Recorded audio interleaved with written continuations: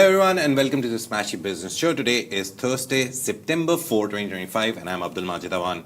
And I'm Ahmed and we've got a packed show for you today. So first up, this is the biggest story of the day. G42 is to sell a 2% Presight AI stake to boost global investor base. Saudi Shawarmer is to fund the fired employee Majed Al-Omari's new venture after the nation's boycott, and Saudi Arabia and the UK announced a £360 million in joint investment deals. And finally, billionaire Mohamed Alabbar is behind the viral Klay by Karak house in Dubai Mall. Now, the Love in Dubai Community Awards 2025 celebrate the extraordinary achievements of individuals who have made a genuine and lasting impact on Dubai this year. The winners will be announced at the awards show on September 11th. Stay tuned and make sure to vote for Made in Dubai. This is some of your favorite homegrown brands that are in the UAE.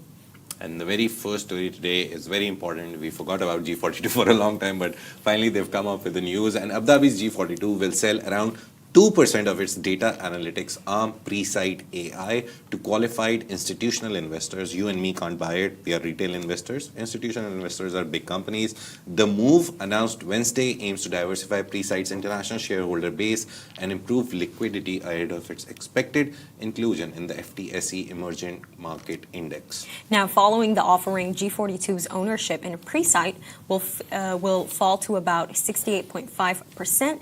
down from 70.5%. Now, the company has committed to a 180-day lockup on further sales, with all proceeds from this deal going directly to G42. No other shareholders are participating. And Presight, which is listed on the Abu Dhabi Security Exchange, which is also ADX in 2023, reported a nearly 8% increase in Q2 net profit to 77 million dirhams. Revenue surged more than 53% to 523 million dirhams, with international markets accounting for almost 27% compared to less than 5% a year earlier in 2024. Now, on the back of strong growth, Presight has upgraded its medium-term outlook, forecasting compound annual revenue growth between 20 and 27% through 2027.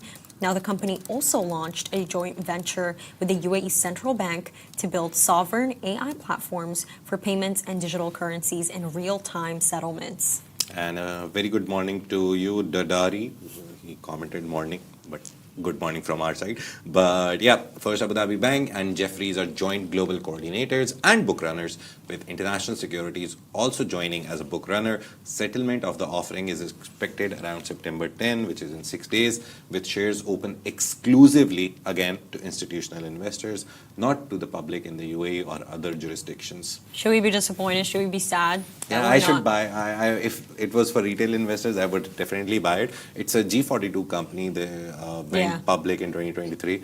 All of this, to be honest, is about how they want to diversify their companies into investors.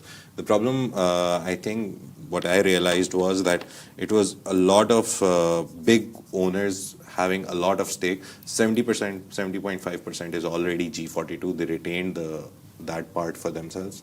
Rest they went public with. But now I think they just want to get listed on a lot of emerging indexes. And for that, you need a very diverse pool of investors. So yeah, it's kind of like a very strategic move to diversify the amount of people or the amount of companies which have invested in the company. But you know what it also is, Majed?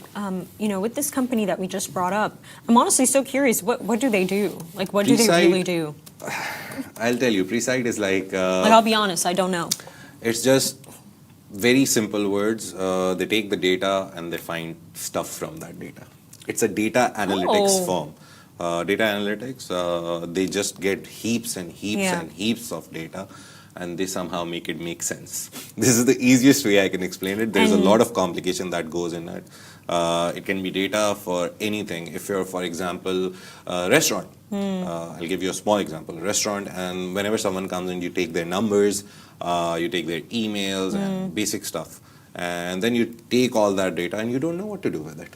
So data analytics firms come in that, they take all that data, they somehow make it make sense. From your Gmail profiles, they can extract the location, so you can have a very good idea of, oh, this is the location where a lot of people come from. Numbers, I don't think do a lot. Numbers are usually for marketing, telemarketing, where you get messages, which are ads. Otherwise, you can do a lot of stuff with one email only also now. And Majed, do you think that this, like, with this this company, do you think that it can help with cybersecurity? Cybersecurity, data, no. Or like tracking things down? It's not cybersecurity, it's not tracking down. It's actually data that you willingly give when you say terms, subscribe, and just approve it and never read the thing. Usually it does with that. It's actually for very big companies. It's not for, I was giving you a restaurant example because it's very easy to understand, because usually when you go to places or you go to Center Point, you give your number and there's cards and all that stuff. But it's mainly for big giants where every day they create like millions of bytes of data, and then they need something out of it. What do we do with this data? So for example, let's take Facebook. So basically, in a software, they're gonna. Isn't that what Palantir does? Yeah, Technically, I was going to say it's kind of like Palantir. And that's why I asked about cybersecurity, because recently I've been looking into the story of Palantir, because their founder, he's a really interesting person. He's weird. I would say weird. All I can really tell you is that he is a very grand supporter of Israel. Yeah. But I basically found out that the reason why they founded Palantir, Majed, was because of 9/11. Yeah. This guy came in and he's like, something like this should never happen to my nation again. It should never. We should be able to track down the data of people. And apparently for a while, Palantir was not doing well. But then suddenly 2023, October 7th. Exactly. They shot up. This is when they start shooting up. This is when they start doing really well. This is when everyone's buying into them. And so, They recently announced their earnings a month ago. I've never bought the shares. They did really great, to be honest. They went up from 30 to 180. So imagine you invested $30 2 years ago, you'll have $150. Just multiply it by 10 or 100. You invested 3,000, you would be sitting on 15,000. But a lot of people invested in it. They got a lot of return on it. The only problem is ideological differences. I have them. I don't invest in such companies when I'm doing stocks. But again, it's a good thing that happened to Palantir. They were very happy. They shot up to 183 per share. Now they're down 155 because a lot of people were saying that they're overhyped. But again, their earnings, I think, their earning was 200% this year, this first half of the year. So imagine at the end of 2024, if they made 1 billion, at the first half of 2025 this year, they made nearly 3 billion. It just shot up. And they're selling all this to Israel. They are, it's official. I'm not making this up, but they officially sell all their services, software services, tracking services, data analytics services. And I think this is why it's important that we have Presight in the region, and that you have G42 that owns over 60% of it. It's like we have our own Palantir, and I think for me that's such an important point, the fact that they have that. And like just on the topic of AI, I feel like this is an investment that I would definitely make, Majed, because this is actually a product. This is actually a product that is doing something. It's not just like it's not just a chat bot that's not really doing well right now. I honestly still don't understand how Anthropic gathered that much money. To me, this is like a big farce. Honestly, I still can't believe it. I can't believe it. Like, what do you mean you're telling me you're valued at $180 billion? I still think about it and it haunts me. But my point is this is why it's so important that we have brands like that. It's to support our region. But like just on the topic of like G42, honestly, they make really good acquisitions. Yes. They make really good acquisitions. We saw that at the end of last year when they acquired Astrotech, which owns Botim from Abdullah Abu Sheikh. And it's so interesting, Majed, because they acquired 100% of it. We know how much Arabs love Botim. Everyone loves Botim. If you ask any auntie or uncle, what are you using? Botim is like their #1 app. Yes. And when I proceed to tell them, like, guys, I'm like, I think you should be a little bit careful about what you say on it. They're like, why? Like, why should we be careful? And I'm just like, just never say anything on it, because in the end of the day, it's owned by G42, and it's basic logic. All video, audio calling apps are not allowed. There's only one allowed. You can do A plus B is equal to C. But again, the argument is, from my side, is very simple.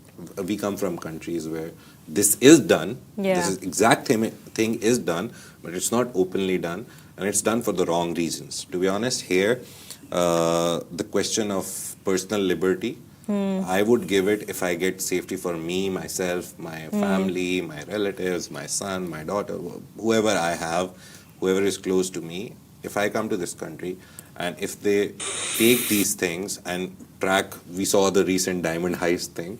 You think our countries would have been able to do it so quickly? Or No. even the gas cylinders yesterday. On the Love and Dubai show, we were talking about how this truck was caught, Majed, with like a good 20 gas cylinders inside of it. Yeah. Dude, imagine if somebody just crashed into that. Like, we're all gone.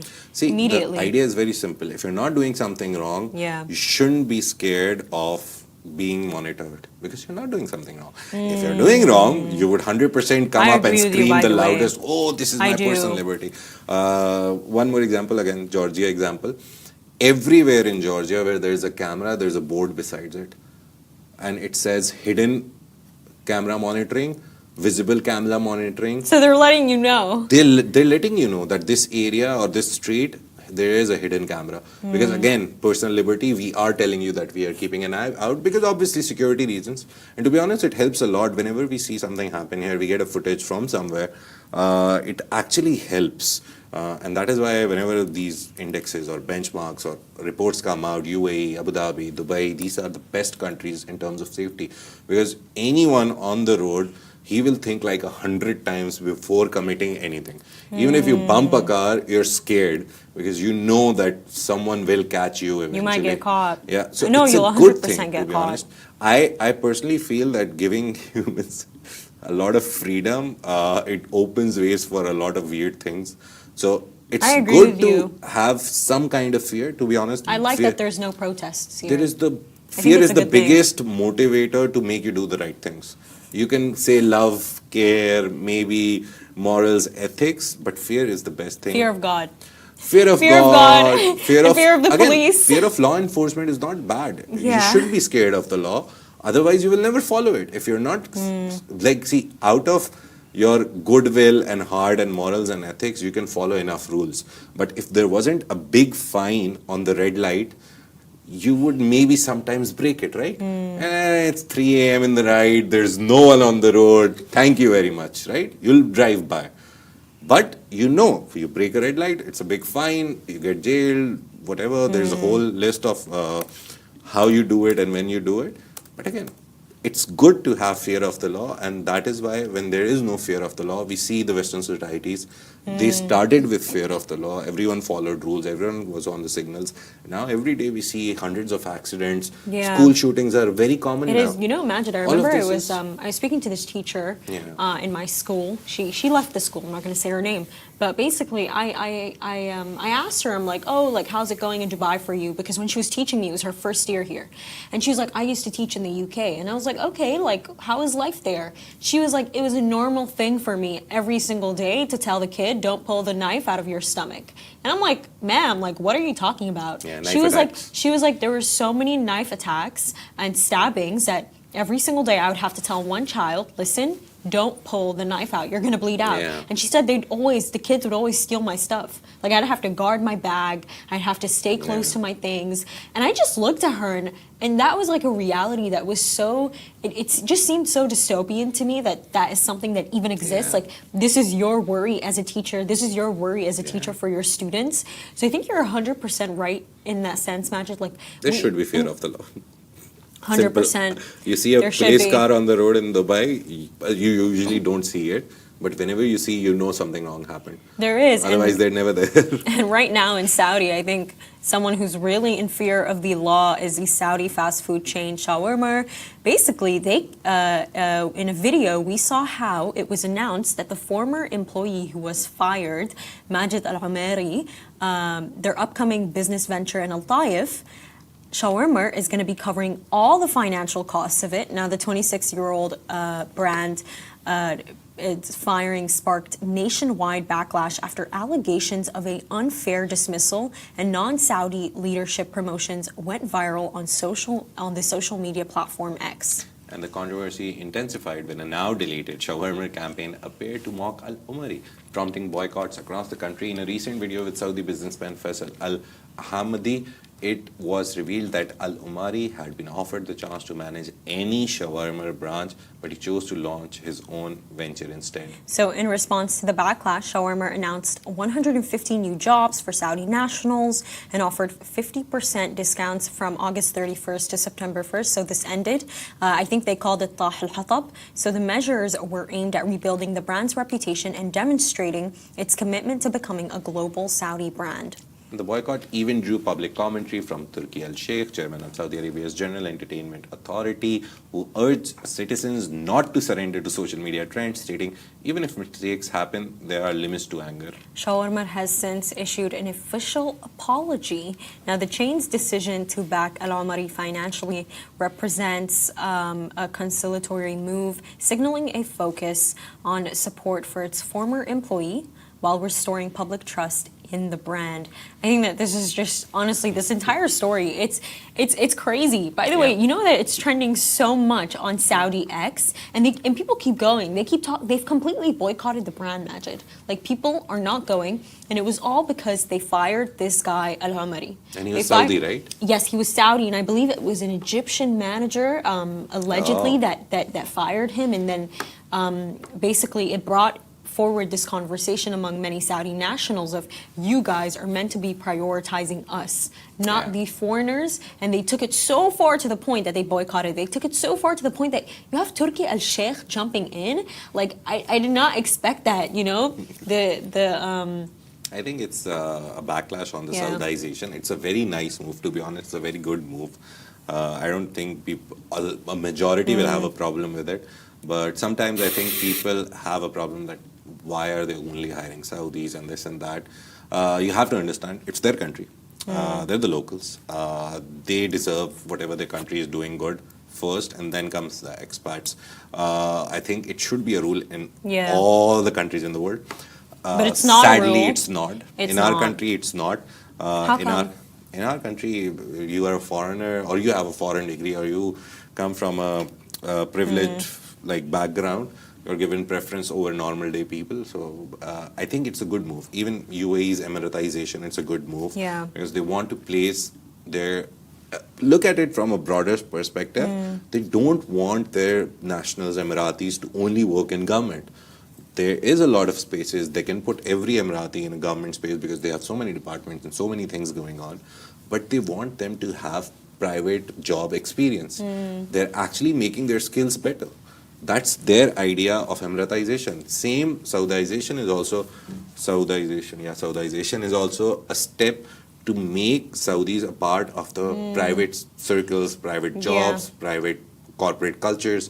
And when they learn from that, they can come back and do the government jobs. You know, I remember, Majed, back in Sudan, we had a time where we actually had a lot of Syrian refugees who were living in Sudan. Syrian refugees, Palestinian refugees. There were also a lot of Egyptians. And it was so interesting because you'd have like Sudanese people who have like American passports, and they'd come to Sudan and they'd be like, hey, I want to have a Sudanese passport. Oh my God, the embassy would make it so difficult for them to get a passport, even though they're clearly Sudanese. They speak the Sudanese native Arabic dialect. But guess who they would give passports to, like, immediately? The Syrians and the Palestinians who came. And hey, I have no problem with that. If anything, I was like, wow, like, I love you, Sudan. You're doing a great job. But a lot of local people who are living in Sudan were really angered by that. Of like, how are you giving the citizenship away so easily? It was actually a pretty simple process. So I think it's interesting. I understand why people get angry about these things. There's actually two school of thoughts. One, open-hearted people who are like, okay, we're all residents of this globe, this world. Everyone should be welcomed everywhere if they're contributing to the society, obviously. Even refugees, if they come there, obviously they get a lot of work. They'll do your gardening, basic stuff, even if we talk about Oh my God, they made such good shawarma. Al-Bayt al-Suri is one of the best shawarma places in Sudan. But on the flip side of the coin, you have nationalistic tendencies where people are like, no, this is my country. I am a Pakistani passport holder. I am a Sudani passport holder. I'm a US passport holder. We saw what happened with Brexit, all because of this, that, oh, we're UK nationals and we don't get an appointment in a hospital and all that. We have to wait 2 days, 3 days because there's so many people from the outside. Canada has some problem. Australia has a big nationalistic tendencies problem where there's a lot of racism and it's documented. It's not me opinionating. Do you have an example? There's Australia is very famous for racism. They're the main city. One of my friends lives there and he's been through a lot. So there's a lot of stories I can tell. But mainly there's like Bollywood has like 2-3 movies over it. Imagine. Wow. One is very famous Imran Hashmi movie. He's a very renowned name in Bollywood. There's a whole movie about the racism there. So it is there. To be honest, I still think nationalistic tendencies should be there. You should be able to own your own country. Like, oh no, this is my country. It should be able to on the positive side, you'll do more for it. It should be able, I think also like, you should be able to buy a house easily. I think that that's something that's been a lot of things you should be able to do. You know what, Majed? I think that's something that's been stripped away from a lot of people, and that's why we see people buying Labubus now. Like, I know this is such like a random Labubu mention, but I feel like it's so hard to own a house now. It's way different than it was like a decade ago. It's so hard to own a house. So I don't blame people for buying Labubus to make themselves a little bit happier. No, seriously, I really don't. And moving to our next topic of the day today, Saudi Arabia and the UK have inked a really huge joint investment, about over £360, and this is to support sectors from financial services to technology across both countries.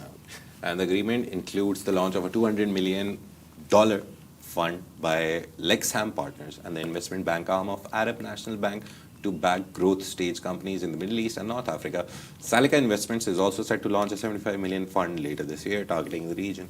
So these latest deals build on a £3.7 billion in Saudi-linked investments already done in the UK since 2024. So British officials aim to leverage the partnership to secure business opportunities in Saudi Arabia while also attracting investment back to the UK.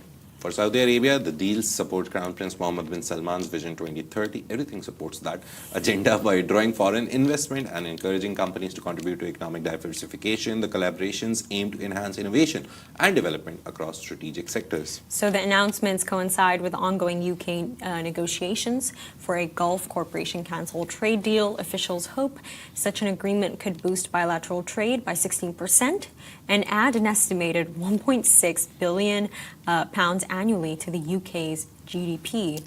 I think that with this story here, it's really interesting because you can clearly see that the UK's economy is suffering and that they're looking for these foreign investments. They're looking for these Gulf investments that they love to criticize. And so, no, because it's interesting. Imagine, Majed, it says that London would like to add an estimated £1.6 billion to the UK's GDP from, like, they're planning it. They're like, this is what we want out of it. Yeah. The main problem, I think, is Saudi is doing these deals. Obviously, they are also suffering from the oil prices thing, so they want to do more trade. They want to have these funds and all this. The main idea is, and I always say it should be a win-win situation for both of the countries, whoever is going into deals. The best example I always take, and I love those examples, is CEPAs, the Comprehensive Economic Partnership Agreements that UAE signs with other countries. Obviously, UAE as a union trades with EU, but they also go on and have extra partnerships with European countries, India. They have so many, I think they've signed 28 by now. So you have to understand that it's very strategic. But right now, Saudi Arabia is trying to do something of that sort. US, they said, oh, we'll invest this much, nearly $1 trillion. We'll invest 600 billion, but maybe $1 trillion over the next 4 years. UAE also said this. But now I think with this UK deal, it shows that they're not sitting with US only. They're going everywhere, wherever they can. To be honest, a very good script to follow by the UAE as CEPAs. And I think every country should do that. Every country should have a bilateral. Bilateral means within countries, not within unions or anything. It should have a trade agreement with every country in the world. Every country should have a way of doing trade with someone. Because that way trade becomes easier. I know European Union as a whole has its own set of laws. North Africa, to be honest, has kind of like a union. Middle East doesn't have a single union where they also take there is Arab League and there's a lot of other places, but every country's economic policies are different. Every country's friends and foes are different. Every country's trading partners are different. I think Middle East, to be honest, should become the next Europe by making a single framework where they all follow one set of rules that, oh, we are going to do this, this, this, this. It will help them in the long run. Individual races are good, like UAE trying to beat Saudi being competitive with UAE, Qatar jumping in and being the dark horse, oh, we'll run faster. All of this is great. It actually helps them. But together they should also be running some race. And that's very important since now a lot of capital is coming, a lot of money is coming here. I think for me, something that stood out to me that you said, Majed, is this idea of that, like, you know, you should do business with everyone. You know, the same way that the UAE does, you should do business with everyone. You should have that peaceful relationship with everyone. So I was just a while ago, I was telling my friends how it's so crazy how Mohamed Al-Abbar, the Al-Omari billionaire, is behind the new paratha burger place in Dubai Mall, so Klay. And we'll tell you later how he is, but and then my friend jumped in and she was like, oh, by the way, like, listen, he came under fire a while ago for saying that Al-Abbar allegedly that I want to do business with everyone. You know, I want us to have a good relationship with Israel. I want us to have a good relationship with Palestine. This very like diplomatic business front. And in my head, honestly, I could not have it in my heart to fault him because in the end of the day, I'm quite aware that he not just business is business, but he is taking it in the way of if we're doing business fair and square, and if it's in an ethical way, then you know that's the right way to do it. We should work with everyone. We should not let our biases prevent business. But do you believe in that, Majed, that you shouldn't let your bias affect business? See, again, we've talked about this a lot. Politics and business, they go hand in hand. You can't separate them. There's only one country in the world that does it really beautifully and does it very correctly, and that's UAE right now. 2024, I think, if I remember the number correctly, around $32 billion of trade with Israel, UAE. So that's bilateral trade. They do trade. But on the other hand, yesterday, everyone covered it. It's a very nice statement by, let me open it so I read it verbatim and I don't make any mistakes because it's an official statement. But let me tell you the full name and designation of the person. She's an Emirati official. Where's the name? Yeah, so she's the Assistant Minister for Political Affairs and Envoy of the Minister of Foreign Affairs of the UAE. Her name is Lana Nusseibe, and she told the Times of Israel in an interview, and then everyone quoted her, and then she later gave that same interview and same statement to a lot of other people. And she said, quote unquote, annexation would be a red line for my government. And my government, she means UAE. Basically, Israel is trying to annex the whole of West Bank. They want to basically take over, in simple words.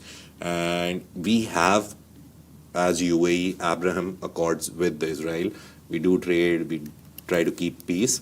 But this time, this is the first time I think they've been very clear that this would be a red line for the UAE government if Israel takes over the remaining Gaza, whatever is left of it. And that means there will be no lasting peace. That's her words, exactly. It would foreclose the idea of regional integration and be the death knell of the two-state solution. Two-state solution, Gaza, Palestine, and Israel should be separate states. That's what she said. It comes at a very, very important time because yesterday we talked about it, 22nd September, France, Saudi Arabia will lead a conference on two-state solution after the UN conference. At UN, a lot of big countries, for the first time in history, UK, France, Netherlands, not Germany, sorry. They're thinking they're not doing it. Australia, New Zealand, there's a long list of countries which will recognize Palestine as a separate state. And after that, French Emmanuel Macron and Saudi Crown Prince Mohamed bin Salman will lead a conference where discussions will happen. It comes at a very nice time where UAE is like, we are drawing a red line. And if you do that, if you do annexation, if you break it, take over, this is the red line for Abraham Accord. So no other country in the world can do that. You're losing $32 billion out of your economy, right? And every year, whenever we see UAE numbers, trade numbers, every year they increase. So if it was $32 billion last year, it would increase this year 100%. But they are ready to draw the line there that, okay, politics, business, we keep them aside. But this move, we will keep politics and business together. So very important. And I it's think a red it's line very fair. finally being drawn. I do think that it's very fair. So just to end on a good note for our last topic of the day, Mohamed Alabbar, billionaire founder of Al-Omari Properties, was recently seen at Klay by Karak House in Dubai Mall. Now visiting the kitchen of the viral restaurant known for its paratha burgers, Klay is operated by another, a UAE-based hospitality company and part of Al-Abbar's expansive Al-Abbar Enterprises. Yeah, and another, which is the name of the company, houses multiple brands under it, including Kaya or Saya? Kaya. Kaya. C with the C. Karak House is there, Ganache Chocolatier is there, GIA is there, Social House, and Angelina. Alabbar Enterprises represents global names like Candelicious, Ethan Allen, Yogurtland, and Karak Popcorn, while also developing homegrown dining concepts across Dubai, establishing itself as one of the UAE's most influential F&B groups. And I think what's so interesting is Al-Abbar's ties to food go back in decades. So in 2016, he led Gulf investors in acquiring Americana, the Middle East's largest franchise operator for brands such as KFC and Krispy Kreme. Despite its size, Americana faced profit pressures in 2024, falling nearly 40% amid boycotts of U.S. brands, highlighting the need for stronger regional F&B brands. And Alabbar told the Financial Times he's exploring acquisitions across the region, especially in Kuwait, aiming to nurture and expand Middle Eastern brands. We'll find one or two or three winners, he said, emphasizing the importance of growing homegrown concepts alongside international franchises. Beyond restaurants, Al-Abbar co-founded Noon in 2016 with Saudi Arabia's public investment fund. Noon now operates Noon Food in Noon Minutes, a very tech-driven delivery service focused on fair pricing and supporting regional businesses that I truly do believe has completely changed the e-commerce industry here. I think that this is so interesting. What a diversified person. He really did not stop at real estate. He did not stop at Burj Khalifa, the tallest building in the world. You know, all of these real estate ventures. Food? Like, okay, Lana's newsroom was also a stretch. I didn't expect that media venture, but I didn't realize how much of an influence he had on the F&B empire, Majed, especially with that new place. Man, those burgers look so good. By the way, you know that they have long lines every single day. Nice. That is why I'm demotivated to go, because everyone wants to try it, and people are saying it's good.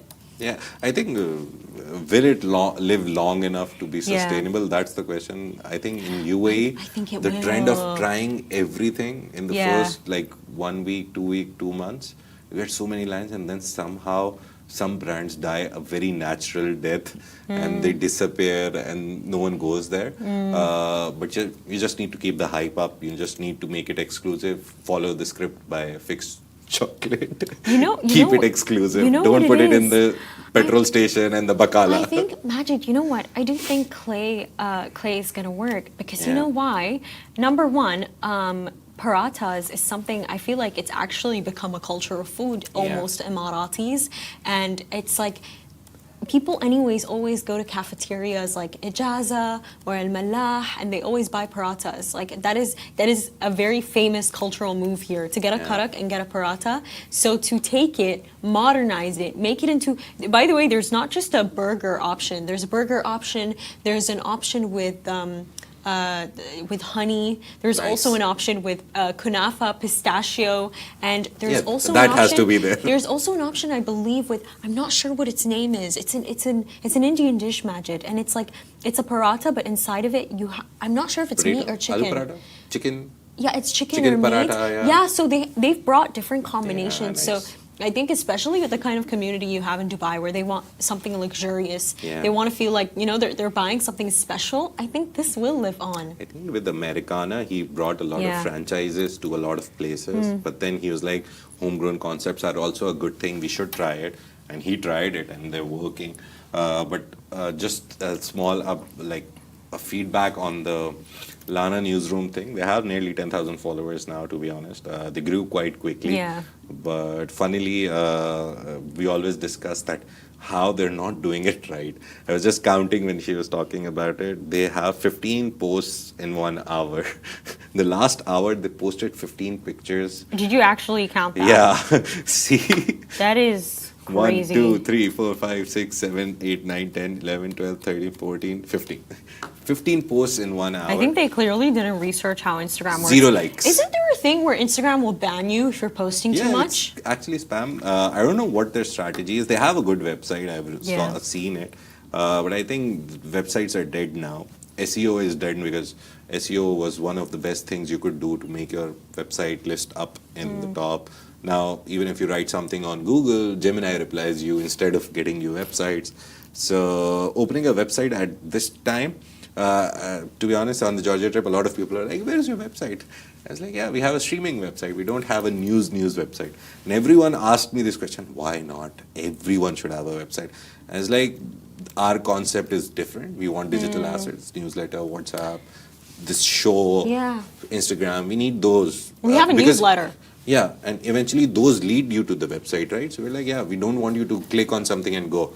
We'll just give it to you right then and there on Instagram. You don't need to jump around. You know what I've actually been noticing lately? Like, say the Financial Times or the BBC or even Khalij Times will write a story. The story will actually get on Instagram feed 3 to 4 days later. Yeah. They would want people to come to the website. I noticed that. It's just monetization of assets. Which asset you want to monetize? For example, us, we're very open about it. So we monetize our feed. The eyeballs that we have, the 141K followers that we have, which are growing, we monetize that. A lot of older publications, Financial Times, Bloomberg, all of these places, they monetize their website. And to be honest, website monetization is dying. Because if you open Bloomberg and there's like a big header, masthead, which costs you like $50,000 to put for 1 day, you would rather take those 50,000 and invest in like 15 different platforms on social media, which no one would click. And even on Instagram, you can't click on links, right? You have to put it on the story. It's a lot of effort for people to go to your website and watch that ad. Instead, just put it on the feed itself, right? And if you guys want to hear more recommendations and more things you should invest in, make sure to tune into the Smashi Business Show, a Smashi Business production, part of the Augustus Media Podcast Network. Now, a big shout out to our 1.5 monthly listeners across all platforms. You make this possible. If you're one of them, we appreciate you and have a lovely weekend. Thank you. Bye-bye.